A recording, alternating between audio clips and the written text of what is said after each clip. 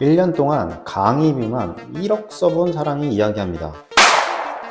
기간까지 고려했을 때 제가 들었던 가장 고가의 강의는 6시간에 700만 원이었습니다.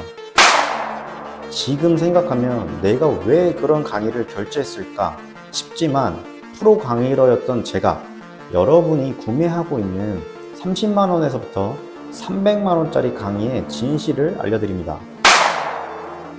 오늘의 컨텐츠를 이해하시면 더 이상 불필요한 강의를 비싼 가격에 결제하는 일이 없어질 거라고 생각합니다. 시작하겠습니다.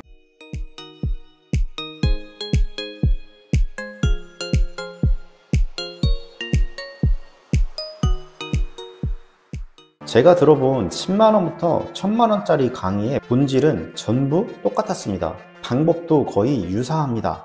그리고 실행하라 라는 반복적인 이야기를 합니다. 그럼 강의비가 왜 그렇게 차이가 날까를 생각해 봤습니다. 강의 그 자체에는 큰 차이가 없는데 제가 1억 원에 달하는 강의비를 쓰면서 나 자신을 돌아봤을 때 이런 결론을 내렸습니다. 내가 구매한 건 나의 의지가 아닐까? 의지가 약한 사람일수록 비싼 강의를 결제한다. 비싼 강의일수록 그곳에서 정말 센 척하는 의지박약의 사람들을 많이 봤습니다. 맹목적으로 어떻게든 시키는 걸 따라 하려고만 하는 사람들, 그리고 그 안에 저도 있었습니다. 혼자서 못할 것 같고 겁 많은 사람일수록 자극적인 후킹 멘트에 쉽게 빨려들고 조금만 비포 애프터를 보여줘도 쉽게 결제를 결심합니다. 혹시 지금 여러분의 상태는 어떠신가요? 누군가는 한 달에 4만 원의 비용을 내고도 헬스장에서 혼자 몸을 만들 수 있습니다. 누군가는 한 달에 100만 원의 PT 비용을 내고도 몸을 만들기는커녕 오히려 다쳐서 나오기도 합니다.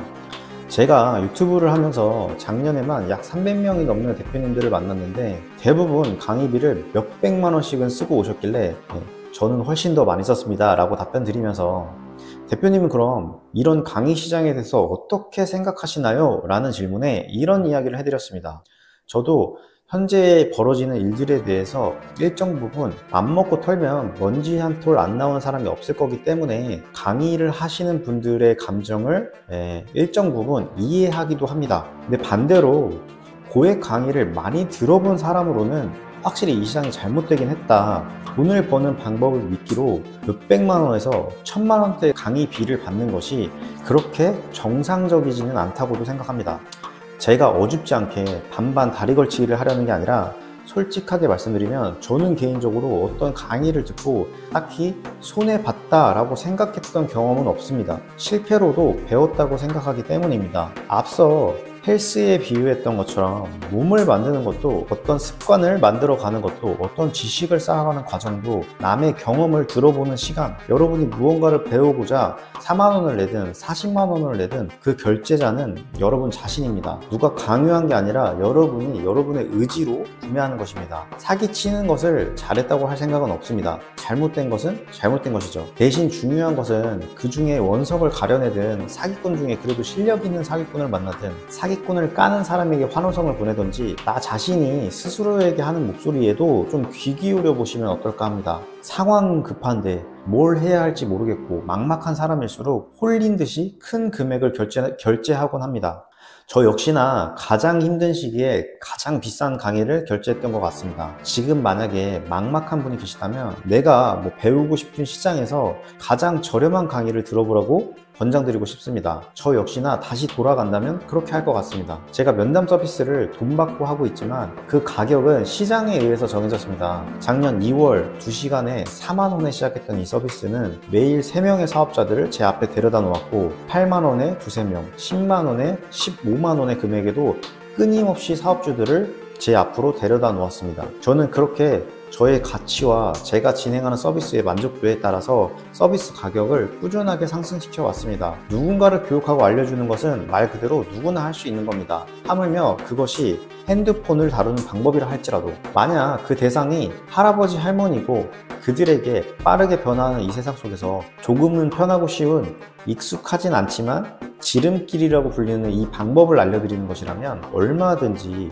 별 볼 일 없는 핸드폰 만지는 능력을 가르쳐드리고 대가를 받아도 된다고 생각합니다. 당연히 그 사람이 자신이 핸드폰을 만들었다, 자신은 핸드폰 천재다 이런 말을 하면 안 되는 건 맞습니다.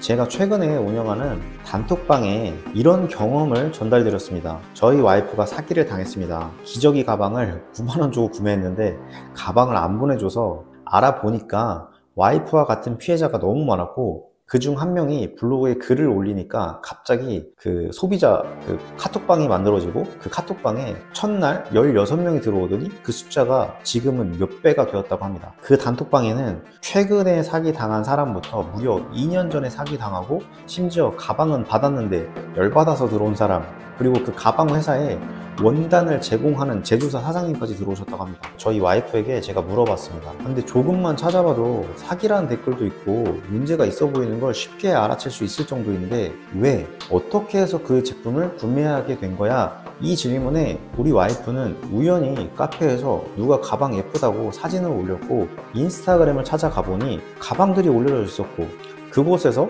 DM으로 받은 계좌로 아무 의심 없이 9만원을 입금했다고 합니다. 여러분, 저런 사람도 9만원짜리 제품을 팔고 있습니다. 심지어 얼마나 많이 팔아댔으면 소비자 보호원에 최근에만 60여 건의 신고가 동시 접수되고, 카톡방에서 하루 종일 어떻게 돈을 받아낼지 모의하는 사람이 몇십 명이나 모여서 이야기를 하고 계실까요? 그런데 여전히 누군가는 돈 벌기가 어렵다고 합니다. 제가 사기꾼이 되라는 소리를 하는 게 아닙니다. 핸드폰으로 결제하는 방법을 할아버지 할머니에게 알려드리듯 분명 나라서 나니까 나에게 할 수 있는 사업 구조들이 반드시 있습니다. 내가 좋아하는 것 중에 혹은 내가 싫어하는 것 중에, 나의 자랑거리 중에, 나의 컴플렉스 중에 분명 해결해야 하는 것들이 존재합니다. 세상에 100점인 제품, 100% 완성형인 사람은 없기 때문입니다. 찾으면 반드시 있습니다. 항상 말씀드립니다.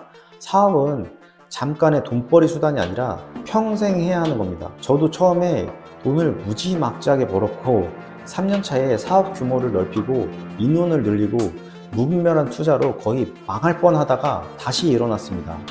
잘 되다가도 힘든 순간은 매번 찾아오고 사업주의 숨통을 조여옵니다. 어떤 강사가 무조건 돈을 많이 번다고 하던가요? 네, 그런 강의들만 걸으시면 됩니다. 사업은 힘듭니다. 그럼에도 가치는 있습니다. 내가 해결하고 싶은 문제를 발견하고 그것을 해결해 나가는 과정에서 돈은 알아서 벌리게 되어 있습니다. 돈 버는 것은 생각보다 어렵지 않습니다. 다만 관리하고 유지하고 잃지 않고 늘리는 것은 생각보다 어렵습니다. 사기꾼도 SNS에서 손쉽게 돈 버는 시대에 여러분들은 진정성 있는 사업가로 할아버지 할머니에게 어떤 이야기가 해드리고 싶나요? 꼭 답을 찾아보길 바라면서 더 많은 사업 수익가 궁금하신 분들은 고정 댓글 참고하셔서 제가 완성시켜가는 이야기를 받아보시고, 오늘 콘텐츠가 마음에 드셨다면 좋아요와 구독 부탁드리겠습니다. 감사합니다.